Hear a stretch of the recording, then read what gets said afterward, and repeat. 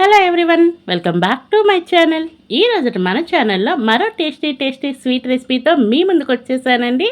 చాలా అంటే చాలా క్విక్గా చేసుకోవచ్చు. ఇక దీని టేస్ట్ విషయానికి వస్తే తినే కొద్దీ తినాలనిపిస్తుంది.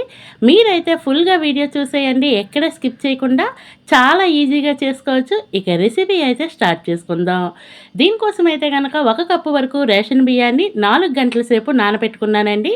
4 గంటల సేపు చూస్తే ఇలా నాని ఉన్నాయి. ఇలా నాని ఉన్న బియ్యాన్ని నుంచి నీళ్ళని తీసేసి ఒక్క బియ్యం మాత్రమే ఒక మిక్సీ జార్ తీసుకొని మిక్సీ జార్లోకి అయితే బియ్యాన్ని వేసుకోండి.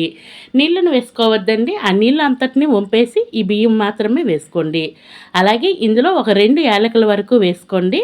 ఎందుకంటే యాలకులు స్వీట్ ఏదైనా చేసుకుంటే ఫ్లేవర్ చాలా బాగుంటుంది. నెక్స్ట్ అయితే ఒక 1/2 కప్పు వరకు పైన పొట్టు తీసేసిన పచ్చి కొబ్బరి ముక్కల్ని వేసుకోండి. వేసుకొని దీనికి అవసరమైనంత నీళ్ళను వేసుకొని ఈ విధంగా బ్యాటర్ అయితే రెడీ చేసుకోండి.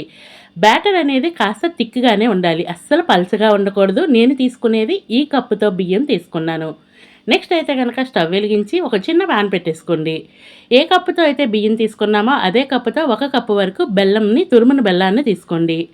అలాగే ఒక 2 లేదా 3 స్పూన్ల వరకు నీళ్ళను వేసుకోండి. ఈ నీళ్ళను వేసుకొని బెల్లం అంతా బాగా కరిగే విధంగా కరిగించుకోండి.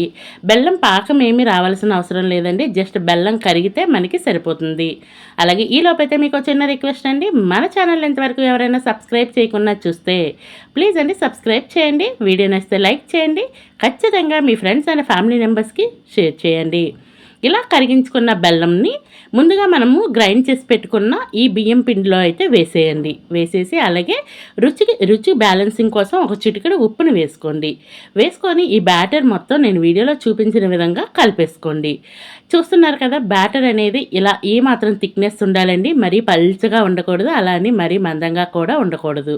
ఇలా కలుపుకొని దీన్ని సైడ్ని పెట్టేయండి.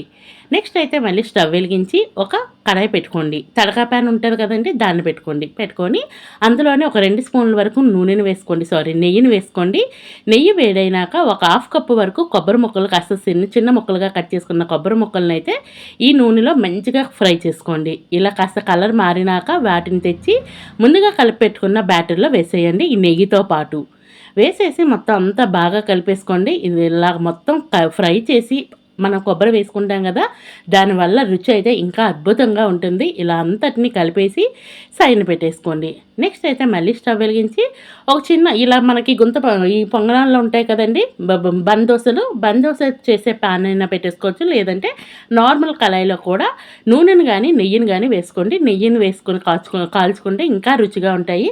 ఆ నెయ్యి వేడైనాక ఒక గరిటెడు బ్యాటర్ వేసుకొని మూత పెట్టేసి సిమ్లో అయితే 1 సైడ్ మాత్రమే దీన్ని మనం కుక్ చేసుకోవాలి. చూస్తున్నారు కదా, పైన అయితే కనుక చేత్తో టచ్ చేస్తే పిండిగా ఏమీ లేదు, మంచిగా కుక్ అయిపోయింది. ఫైనల్లీ రెసిపీ అయితే రెడీ అయిపోయింది, రెడీ టు ఈట్.